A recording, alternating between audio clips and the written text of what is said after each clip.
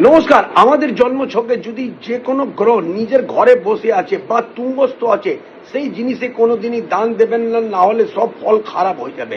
যেমনি সূর্য সিংহ রাশির নিজের ঘর আছে আর মেষ রাশিতে তুঙ্গস্থ হয়ে যায়, তার জন্য লাল জিনিস, গোলাপি জিনিস বা কোনো দিনই আপনারা গুড় বা চুনি বা তামা কোনোদিনই দান দেবেন না, তাহলে আপনার সূর্যর ফল খুব খারাপ পাবেন।